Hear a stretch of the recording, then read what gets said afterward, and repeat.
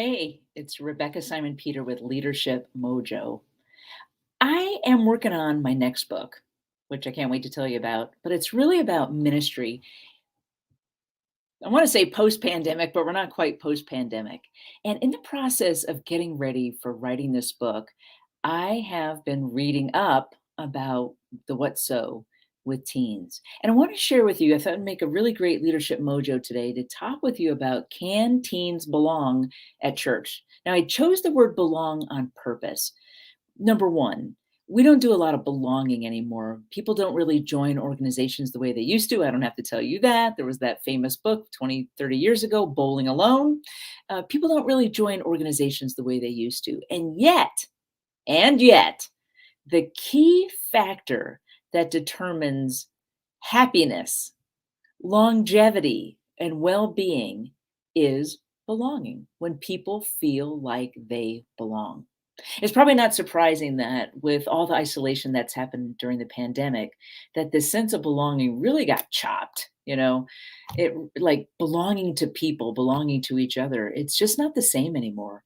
We have gotten used to being isolated and trends that were already in place of, paying more attention to one's phone than to people and all of that, like that just really got exacerbated during the pandemic.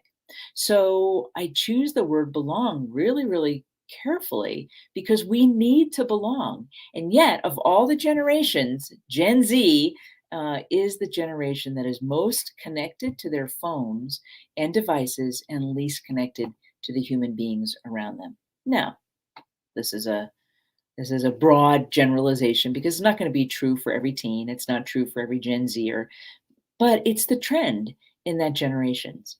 Now, that should be worrisome for us as leaders, us as people who care about leadership of faith based communities, of congregations, us as moms and dads and grandparents, us as brothers and sisters and aunts and uncles, citizens of the planet. This should concern us because if they don't feel like they belong, they're going to suffer. And I hate to say it, but suicide has become the second leading cause of death among teens. That just speaks of so much isolation, so much disconnect, so much why bother, who cares, this is too hard.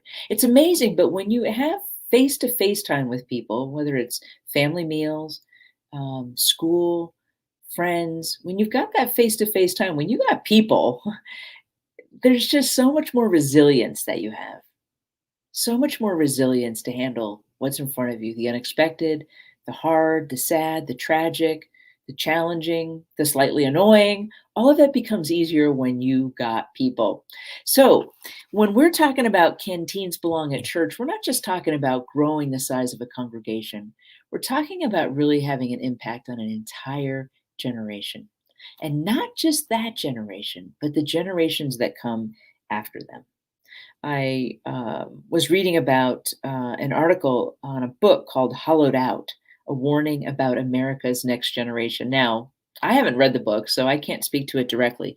But this article that I was reading about it, the author, his name is, what is his name? Jeremy Adams, calls this generation hollowed out. Hollowed Out, that's the name of the book. A generation living solitary lives, hyper connected to technology, but unattached from their families, churches, or communities. He cites statistics showing teen depression rose 63% from 2007 to 2017, while teen suicide grew 56%. Tragically, he writes, suicide has become the second leading cause of death for the young. I'm going to tell you, there's just something in my heart that says this shall not be. As leaders, as faith leaders, we have a real opportunity in front of us. Yes, there's a challenge, but there's an incredible opportunity because, as I said in a recent Leadership Mojo, we are hardwired for community. We're hardwired for connection. So understand that that connection can go positive connection or it can go negative connection. And we can see from the insurrection, January 6th, that when people feel disconnected, they are willing to get connected in ways that aren't necessarily positive. This is where the church can have a profound impact of reaching out specifically to teens. Not necessarily swooping in to save them. I'm not talking about that. I'm talking about engaging and connecting and making relationships and getting in the world of the teens instead of necessarily dragging them into our world because that doesn't always work. Um, how do we do that? Two things come to mind instantly. One is this should be no surprise food.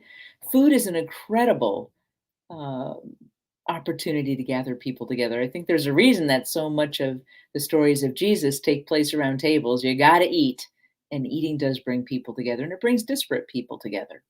So when you organize activities around food, there's a good likelihood that you're going to be able to attract people and teens in particular for activities that are geared towards them. The other thing that we have, that everybody has, but we're especially tuned into, is the Holy Spirit. We have promptings by the Holy Spirit. We have ideas that can come to us. We have ways of connecting through the Holy Spirit because we're people that follow a miracle maker, Jesus. We call ourselves by his name, we call ourselves Christians. Not just because we like to do good, not just because we aim to love, not just because we aim to be of service, but because we admire that miracle making ability that Jesus had. When it comes to connecting with teens, when it comes to creating a sense of belonging, when it comes to creating outreaches for teens, that sense of miracle making is something we definitely want to tap into.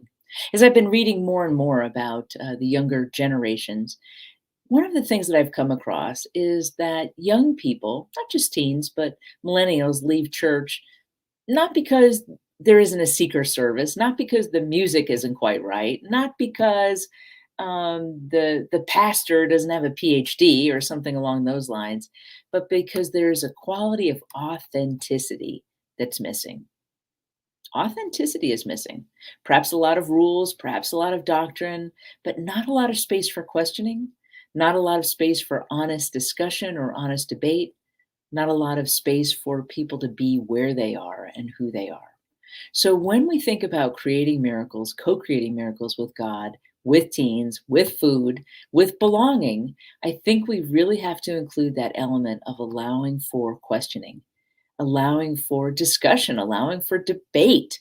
I think many people shy away from churches or feel like they need to shy away from churches because they have the sense that church is a set institution, a set of principles, a set structure that can't be changed or doesn't want to be impacted, and that there really isn't space for people who have questions, people who may be living desperate lives, people that may be living in a place of disconnect from God or sin or uninterest, disinterest from God, just some sort of disconnect. If there's been divorce, if there's been abortion, if there has been um, crime, maybe there's no place for me. And when I was growing up, when kids got drunk or kids smoked pot or things like that, when I say kids, I mean me, DUIs were not handed out the way they are handed out now. And it is so easy to get caught up in the criminal justice system as a young person for reasons that older generations would never have gotten caught up in the criminal justice system. So I think that's another place when we're really looking to reach out to teens is get beyond the kids that may be the good kids or the kids that are not involved in the criminal justice system and look beyond that. Who's out there with a record? Who's got a felony? Who's been doing dope? Who's had DUIs? Who's had MIPs, minors in possession? Who's had those sorts of tags attached to their name where maybe they seem like they're off limits? Those kids need to feel like they belong more than anybody else. And food would certainly appeal to them. Now, I realize that some of the things I'm saying seem really simplistic and you can criticize them, be my guest, but I'm trying to bring forth basic kinds of dots that we can connect that you might not have thought of connecting. I think the point that I really want to leave you with in this leadership mojo is that teens need connection. Teens need to belong. Teens need hope. Teens need people. You can be those people. You can be that hope. You can be that source of fun and connection and understanding and being with questions and being with debate and being with dialogue and being with the unknown. Because when you connect with teens these days, that's a lot of what you're going to encounter because that's what they're living with is the unknown. Being raised in the middle of the pandemic, unknowns. What's going to happen after this? Unknowns.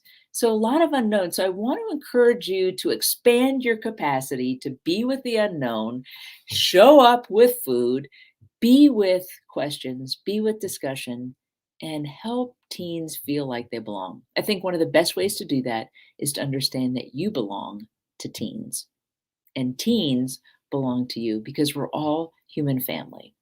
Don't let divisions of age or generation or background or ethnicity or life experience or tattoos or sexuality and sexual expression, don't let that stuff stop you because underneath it all, we're all people. People need people. People need to belong. That's the message this week from Leadership Mojo. Thanks for joining me. I look forward to being with you. And as I continue to work on this book that I'm working on, I'm going to share with you some of the findings, the research, and the insights and discoveries that I'm making so that you can benefit along the way. Thanks so much for being here today. I look forward to seeing you next week, just about the same time, just about the same place. Talk to you then. Bye.